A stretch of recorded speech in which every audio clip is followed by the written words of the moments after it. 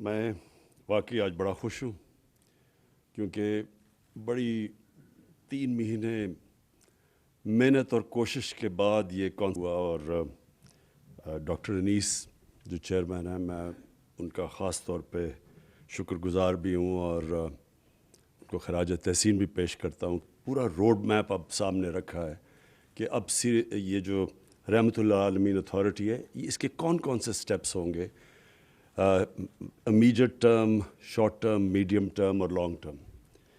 میں سب سے پہلے اپنی قوم کے سامنے جو بات رکھنا چاہتا ہوں کہ کیوں ضرورت پڑی اس کی۔ سب سے پہلے مجھے یہ احساس ہوا کہ جو ہمارے یوتھ ہیں، ہمارے جو بچے ہیں، ان کو پوری طرح سمجھ ہی نہیں ہے کہ یہ ملک بنا کیوں تھا، اور ہمارے نبی صلی اللہ علیہ وسلم ان کا پیغام کیا تھا، کیوں ان کو فالو کرنے کے لیے اللہ نے حکم دیا قرآن میں۔ مجھے آہستہ یہ بھی نہیں لوگوں کو پتہ کہ جب وہ نماز پڑھتے ہیں تو وہ اللہ سے مانگتے کیا ہیں، اور میں اکثریت کی بات کر رہا ہوں کہ ان کو یہی نہیں پتہ، جب وہ کہتے ہیں ایک ہی چیز نماز پہ مانگتے ہیں نا کہ اللہ ان کے راستے پہ لگا جن کو تو نے نعمتیں بخشی، ان کے نہیں جو غلط راستے پہ چلے گئے۔ تو جن کو اللہ نے نعمتیں بخشی سب سے زیادہ، وہ تو ہمارے نبی صلی اللہ علیہ وسلم تھے، باقی بھی پیغمبر تھے۔ تو اصل میں تو ہم سارا وقت نماز پہ ایک ہی چیز مانگ رہے ہوتے ہیں کہ ان کے راستے پہ چلو۔ تو ان کا راستہ کیوں اتنا ضروری ہے؟ کیا ہمیں سمجھ ہے کہ اللہ کیوں ہمیں کہتا ہے ان کے راستے پہ چلو؟ کیونکہ دنیا کی تاریخ کا کبھی کسی انسان نے وہ اچیو نہیں کیا، کبھی اس کی یعنی آپ 5% بھی اچیومنٹ نہیں جو کہ ہمارے نبی صلی اللہ علیہ وسلم نے، اور نہ کوئی کر سکتا ہے۔ یہ جب 100 گریٹسٹ مین، ان کے اوپر ایک کتاب ہے، پتہ نہیں اس کا کیا نام ہے، ہارٹ یا کچھ ہے، وہ نمبر 1 پہ ان کو کیوں رکھتا ہے؟ وہ تو مسلمان نہیں ہے، لیکن وہ اچیومنٹس پہ رکھتا ہے کہ کسی انسان نے وہ چیزیں اچیو نہیں کی۔ تو اللہ ہمیں کیوں کہتا ہے کہ ان کے راستے پہ چلو؟ ہماری بہتری کے لیے۔ جب وہ کہتا ہے کہ وہ 2 راستے آپ کے سامنے، ایک اللہ کی وہ راستے جس پہ اللہ نے نعمتیں بخشی ہیں، تو وہ جو راستہ ہے وہ آسان راستہ نہیں ہے، کیونکہ نبی صلی اللہ علیہ وسلم کا آسان راستہ نہیں تھا، لیکن وہ انسان کی عظمت کا راستہ تھا۔ تو ہمیں مجھے احساس ہونا شروع ہوا بہت پہلے، پولیٹکس میں آنے سے بھی پہلے، کہ مجھے یہ احساس ہونا شروع ہوا کہ ہمیں کسی کو، میں نے جب کم از کم میں جب اسکول میں تھا تو میں نے جب پڑھا تو مجھے کبھی یہ چیزیں نہیں کسی نے بتائیں۔ مجھے میری دینیات اور اسلامیات کی کلاس کے اندر مجھے کبھی یہ نہیں بتایا گیا کہ کیوں میں نبی صلی اللہ علیہ وسلم کے راستے پہ چلوں۔ پھر مجھے یہ بھی نہیں بتایا گیا کہ وہ ریاست مدینہ، وہ کیا اس کے کیا پرنسپلز تھے کہ ایک دم وہ لوگ جن کی حیثیت ہی کوئی نہیں تھی، دیکھتے دیکھتے 2 سپر پاورز ان کے سامنے گرتی ہیں اور دنیا کی امامت کرنا شروع کر دیتے ہیں۔ وہ کون سے پرنسپلز تھے؟ ہمیں تو سارا وقت جو بتایا گیا تھا کہ دیکھیں جی اگر آپ نے آگے بڑھنا ہے تو وہ برطانیہ، اور میں جب اسکول میں تھا تو نہیں ہمیں آزادی ملی تھی، تو ہماری بھی ذہنی غلامی تھی کہ ان کے راستے پہ چلو۔ وہ دیکھو وہ جو انگریز ہے، جو ان کا سسٹم ہے، جو ویسٹ منسٹر ڈیموکریسی ہے، اس کے راستے پہ چلو اگر اوپر جانا ہے۔ ہمیں پڑھایا کچھ جاتا تھا، لیکن اصل میں ہمیں یہ کہا جاتا تھا کہ اصل میں انسان اوپر جا ہی نہیں سکتا جب تک ان کے راستے پہ نہ چلو جنہوں نے آپ کے اوپر حکومت کی تھی۔ اور یہ سب سے بڑا مسئلہ ہے کہ ہمارے میں ایک ڈسکنیکٹ ہے۔ ہماری ہم جب دین کی اپنے بچوں کو تعلیم دیتے ہیں، ہم ان کو یہ بتا ہی نہیں سکتے کہ کیا وجہ ہے کہ آپ کو یہ جو ہم آپ کو پڑھاتے ہیں کہ ان کے راستے پہ کیوں چلو۔ تو دیکھیں، میں کوئی اسلامک اسکالر نہیں ہوں، میری تو اپنی زندگی سے سارے تجربہ ہوا ہے مجھے۔ میں تو اسلام کی طرف، دین کی طرف، اسلام تو خیر ہم پیدا ہی اسلام میں ہوئے تھے، لیکن دین کی طرف سے تو میں اپنی زندگی کے تجربے سے آیا ہوں۔ اور وہ کیسے؟ کیونکہ مجھے 2 مختلف کلچرز کو میں نے اندر سے دیکھا۔ اپنے پاکستان کا تو میں ماں باپ اور ہمارے اسکول کلچر تو دیکھ ہی لیا تھا، لیکن میں نے مغربی کلچر کو اندر سے دیکھا اور پھر میں نے اپنا تجزیہ کر کے میں پھر ان نتیجوں پہ پہنچا. اور آہستہ آہستہ جو اصل چینج جب میرے میں آیا، جب میں نے نبی صلی اللہ علیہ وسلم کی زندگی پڑھی، ان کی سیرت پڑھی، اسٹڈی کیا اس کو، تو اصل میں تو چینج تب میرے میں آیا.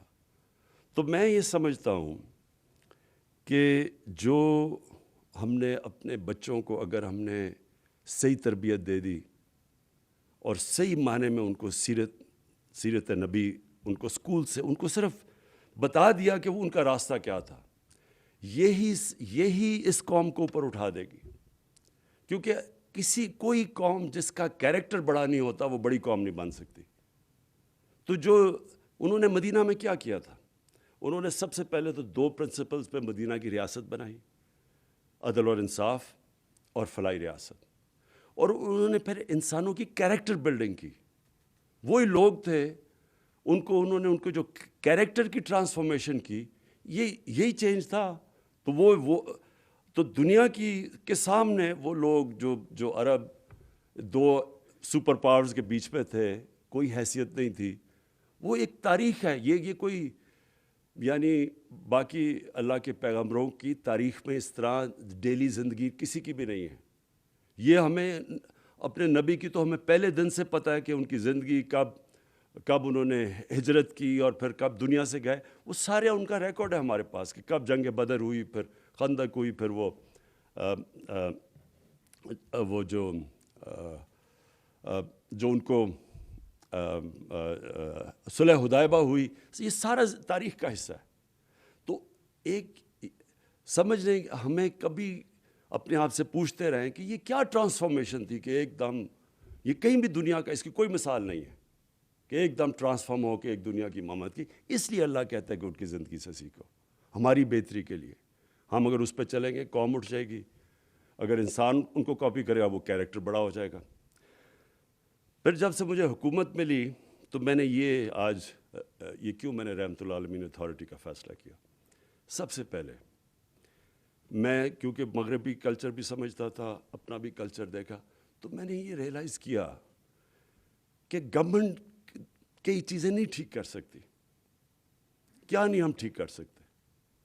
مدینہ کی ریاست میں جو قرآن کی آیت ہے امر بالمعروف، اچھائی کے ساتھ کھڑی اور برائی کو ختم کرو، یہ جو برائی کے خلاف کھڑے ہو، یہ جو بیسک جس کو ایک مورالٹی یا ایتھکس ایک سوسائٹی کی اس کے اوپر بیس ہوتی ہے. تو میں نے جب دیکھا کہ ہمارے سے وہ بہت آگے ہے مغرب، برطانیہ کا جو سوسائٹی ہے وہ ہمارے سے بہت آگے ہے. وہ واقعی برائی کو دباتی ہے اور اچھائی کے ساتھ کھڑی ہوتی ہے. ان کی جو ایتھکس ہے، ان کی جو مورالٹی ہمارے سے بہت آگے ہے. کبھی بھی وہاں کوئی تصور بھی نہیں کر سکتا کہ وہ پبلک کا پیسہ چوری کرے، کوئی مقصود چپڑاسی کے نام پہ 4.25 ارب روپیہ رکھتے اور وہ کئی شکل بھی دکھا سکے. سوسائٹی روکتی ہے اس کو، کیونکہ میں نے تو وہاں دیکھا ہوا ہے. وہاں ایک لارڈ آرچر تھا، بڑا قریب تھا مارگریٹ تھیچر کے. وہ صرف اس نے عدالت میں جا کے اس کا جھوٹ پکڑا گیا، 3 سال جیل میں گزارا. سب سے طاقتور پرائم منسٹر کا وہ قریبی آدمی تھا. لارڈ آرچر نے 3 سال جیل میں گزاری، کوئی اس کو کھانے پہ نہیں بلاتا تھا. سنگاپور میں لی کوان یو نے جب سنگاپور کو چینج کیا، جب سنگاپور میں بھی بڑی کرپشن تھی، اس نے جب کرپشن چینج کیا، ذہن چینج کیا، امر بالمعروف وہ امپلیمنٹ کیا، تو اس کا جب قریبی دوست تھا جو منسٹر، جب اس نے کرپشن کی پکڑا گیا، خودکشی کی اس نے، کیونکہ اس کو پتا تھا معاشرے میں اب مجھے کوئی آنے نہیں دے گا. میں اپنی کیبنٹ کو بھی بتاتا رہتا ہوں کہ امریکہ کے اندر ایک بہت بڑا ملٹی بلینئر تھا، برنی میڈوف. اس کے اوپر فلم بھی بنی ہوئی ہے. سب سے سارے بڑے بڑے لوگ سیلیبریٹیز اس کو ملا کرتے تھے. سب سے طاقتور بڑا پرومیننٹ آدمی گنا جاتا تھا، امیر ترین تھا. پتہ وہ ایک فراڈ اسکیم، پونزی اسکیم میں پکڑا گیا. اس کے 2 بیٹے تھے، ایک نے خودکشی کی، دوسرا گھر کے اندر ہی بند ہو گیا اور بیماری سے مر گیا. بیوی نے طلاق دے دی. ابھی رپورٹ ایک اور ابھی دیکھ رہا تھا، اس کی بہن اور اس کی بہن کے ہسبینڈ نے خودکشی کر لی. یہ کیوں کی ہے؟ کیونکہ معاشرے کے اندر جگہ ختم ہو جاتی ہے ان کی. تو ہم اگر کرپشن سے یہاں لڑنا ہے، اور یہ یاد رکھیں کہ ملک صرف غریب اس لیے ہوتے ہیں کرپشن کی وجہ سے.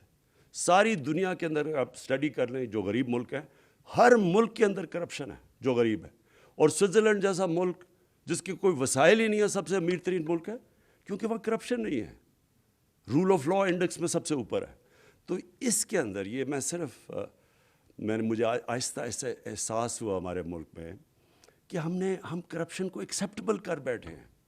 یہ سب سے زیادہ ایک معاشرے کو تباہ کرنا ہے. معاشرے کے اندر برائی کو ایکسیپٹ کر جاؤ. جس طرح مولانا رومی سے کسی نے پوچھا کہ قوم کیسے مرتی ہے، اس نے کہا اچھے برے کی تمیز ختم کرتی ہے قوم مر جاتی ہے. اب برائی کو برائی نہ سمجھے، محنت کون کرے گا؟ اگر چوری میں برائی نہیں ہے تو میں کیوں پڑھوں، میں کیوں محنت کروں؟ جب میں آرام سے قبضہ گروپ بن جاؤں یا میں کوئی منسٹر بن کے پیسے بنانا، میں کیوں محنت کروں؟ اس لیے مدینہ کا جو ریاست تھی وہ اس بنیاد پہ کھڑی کی گئی تھی. تو ادھر وہ ہمارے سے بہت آگے ہیں. میں نے یہ سارے ملک دیکھے ہیں، آسٹریلیا، نیوزی لینڈ چلے جائیں، کوئی تصور بھی نہیں کر سکتا کہ اتنا سا بھی کسی کے اوپر دھبا آ جائے کرپشن کا، وہ شکل بھی کئی معاشرے میں دکھا سکے.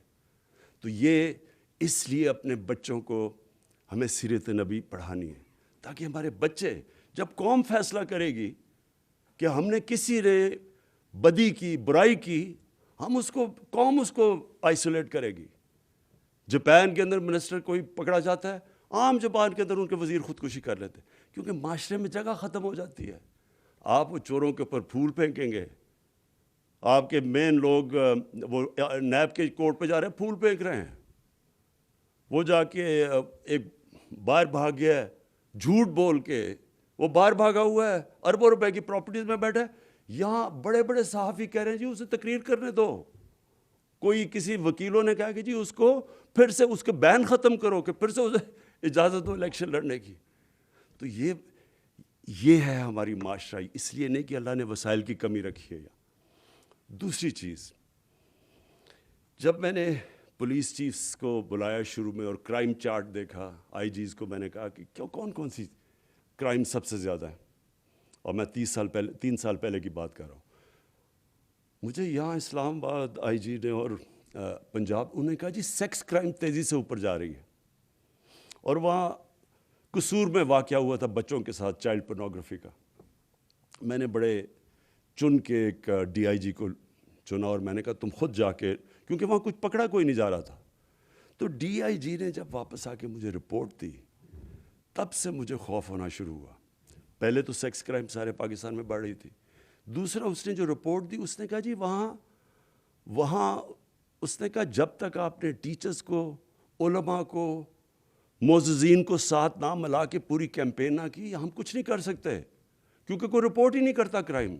اب پولیس تو تب پکڑے گی جب کوئی کرائم رپورٹ کرے گا. تو جب کوئی کرائم ہی نہیں رپورٹ کر رہا، پولیس نے کیا ایکشن لینا ہے؟ تو آہستہ آہستہ یہاں بھی جب میں نے کرائم چارٹ دیکھا تو ریپ اور چائلڈ ابیوز، جو بچوں سے زیادتی ہے، وہ دونوں بڑھ رہی ہیں. اور اس کی جو سب سے تکلیف دہ چیز ہے کہ 1% بھی نہیں رپورٹ ہوتی پولیس میں. لوگوں کو شرم آتی ہے، فیملیز شرما جاتی ہیں، گھبراتے ہیں کہ ہماری بری پبلسٹی ہوگی، چپ کر جاتے ہیں بیچارے. تو تب میں نے پھر سوچا کہ یہ صرف گورنمنٹ اس کا مقابلہ نہیں کر سکتی، اس کا معاشرہ اس کے خلاف مقابلہ کرے گا.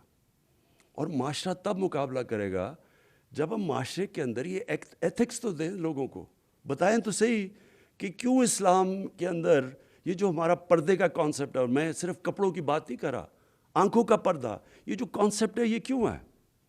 اور پھر کیونکہ میں نے مغرب بھی دیکھا ہوا ہے اور یہاں کی بھی سوسائٹی دیکھی ہے. میں جب شروع میں گیا برطانیہ تو 14 میں 1 طلاق ہوتی تھی وہاں، اور دیکھتے دیکھتے وہاں 70% طلاقیں شروع ہو گئی. کیا چینج آیا؟ ان کی جو پبلک موریلٹی تھی وہ چینج ہو گئی.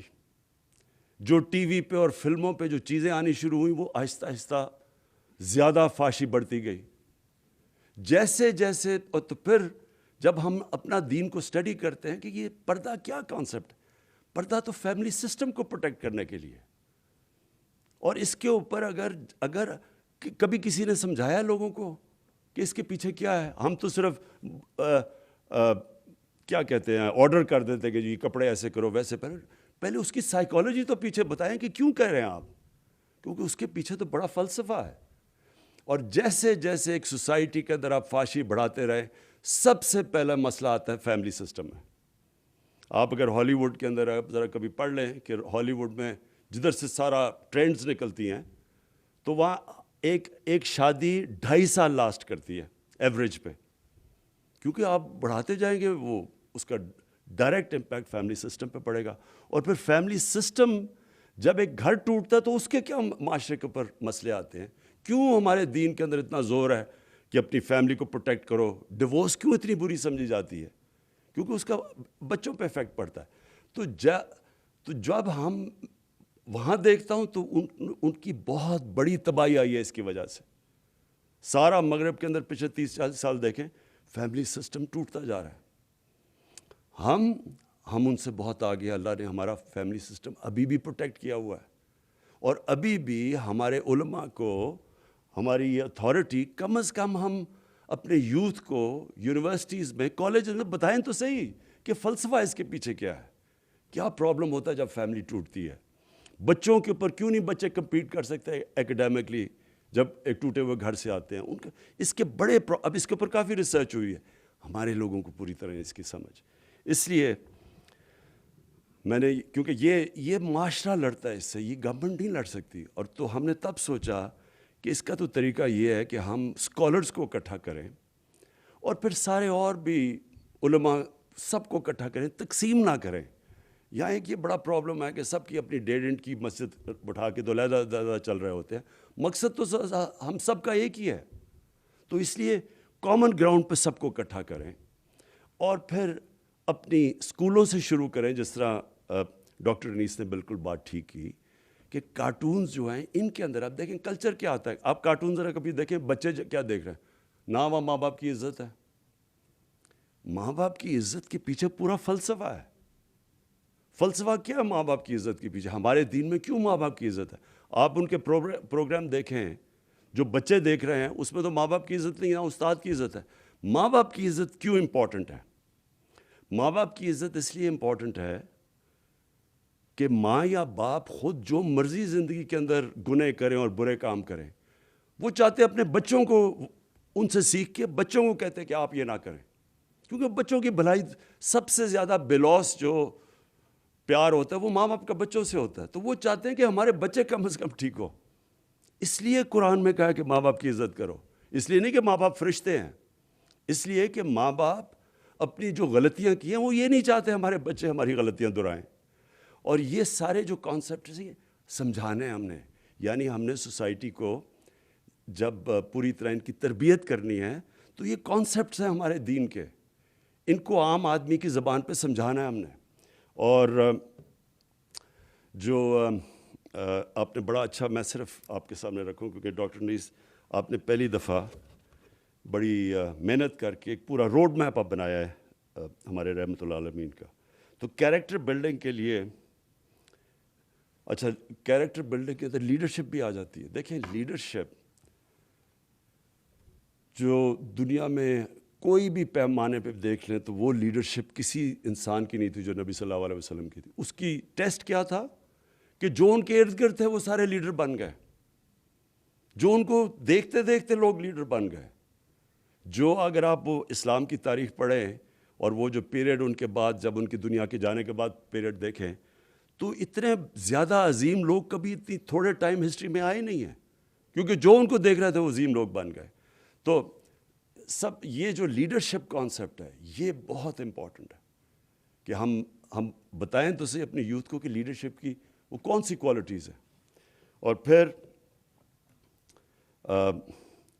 ایجوکیشن، بچوں کو یہ جو سیرت کا بتائیں لوگوں کو کہ کیا وہ کون سی کوالٹیز تھی، فیملی سسٹم میں کیا بیٹھا ہوں، انٹرفیتھ کمیونل ہارمنی، یعنی یہ جو ہمارا ہم کئی دفعہ یہ سمجھتے ہیں، ہم تو تقسیم جو کرتے رہتے ہیں انسانوں کو، ہم یہ ریئلائز نہیں کرتے کہ نبی صلی اللہ علیہ وسلم جو ان کو اللہ نے ٹائٹل دی تھی رحمت للعالمین، وہ انسانوں کو، سب انسانوں کے لیے تھے، سب انسانوں کے لیے رحمت بن کے آئے تھے. وہ یونائٹ کرنے آئے تھے انسانوں کو. جو مساک مدینہ تھا وہ جو یہودی بھی تھے، عیسائی بھی تھے، لیکن ان سب کو انہوں نے یونائٹ کیا تھا. تو یہ جو کانسیپٹ ہے، یہ جو ہم تقسیم کرتے ہیں ہر وقت، اگر برے لیڈر کی سب سے بڑی نشانی یہ ہوتی ہے کہ وہ انسانوں کو تقسیم کرتا ہے، اور بڑا لیڈر وہ ہوتا ہے جو ہمارے نبی صلی اللہ علیہ وسلم انسانوں کو اکٹھا کرنا. جو قائد اعظم نے کوشش کی، ہندو مسلم یونٹی کے ایمبیسڈر سمجھے جاتے تھے شروع میں، اور نیلسن منڈیلا نے جو کیا ساؤتھ افریقہ میں کہ انسانوں کو اکٹھا کیا. اور پھر جو اسلام کا کانسیپٹ ہے، ویسے وہ میں ابھی بھی کہوں کیونکہ میں سب سے زیادہ پیسہ اکٹھا کرتا ہوں، جتنے جو دینی لوگ ہوتے ہیں وہ اپنا فرض سمجھتے ہیں کہ اللہ کی راہ میں دینا. یہ ہمارا بہت بڑا، پاکستان کے اندر ابھی بھی دنیا میں سمجھتا ہوں کہ ہم سب سے زیادہ چیریٹی دیتے ہیں. اور پھر ہیومن رائٹس، ہمیں باہر سے لیکچر ملتے ہیں ہیومن رائٹس کے. یہ سارے ہیومن رائٹس تو نبی صلی اللہ علیہ وسلم، آپ ان کی سیرت جب پڑھیں تو اس میں سارے لکھے ہوئے ہیں کہ کیا انسانیت. جو ان کا آخری خطبہ ہے وہ تو ہیومن رائٹس کا چارٹر ہے، اگر آپ اس کو صحیح طرح سمجھیں. تو میں ڈاکٹر انیس آپ کو یہ آج کہنا چاہتا ہوں کہ ہماری پوری گورنمنٹ کی آپ کی سپورٹ آپ کے ساتھ ہوگی، اور یہ مجھے بڑی خوشی ہوئی کہ یہ ہم اسلامک آئیڈیالوجی کونسل قبلہ اعظم آپ ان کے ساتھ ہوں گے، اسلامک یونیورسٹی اس کے اسکالرز بیٹھے ہوئے ہیں، ان کے ٹیچرز بیٹھے ہوئے ہیں. میں یہ بیسکلی چاہ رہا ہوں کہ دیکھیں، یہ اللہ نے جب اس ملک کو بنایا تھا تو یہ بہت بڑی خواب کا نام تھا پاکستان. ہندوستان کے مسلمانوں نے بھی پاکستان کے لیے ووٹ دی تھی جب پتہ تھا کہ انہوں نے پاکستان کا حصہ نہیں بننا، کیونکہ وہ سب چاہتے تھے کہ ایک جو علامہ اقبال نے کہا نا کہ مثال بنے گی کہ ہم اصل میں اسلام کیا ہے. تو وہ جو سفر ہے، اور پھر میں یہ کہہ دوں کہ یہ جو ہم مانگتے ہیں کہ اللہ سیدھے راستے پہ لگا، سیدھے راستے کا سفر شروع ہوتا ہے. وہ اللہ نے یہ نہیں کہا کہ اس منزل پہ پہنچا دے، انہوں نے کہا نہیں، اس راستے پہ لگاؤ، کیونکہ راستے کے مطلب ایک مسلسل جد و جہد. سیدھا راستہ کانسٹنٹ ریفارمیشن آف کیریکٹر کا نام ہے. مسلسل اپنے آپ کو آپ ریفارم کر رہے ہوتے ہیں.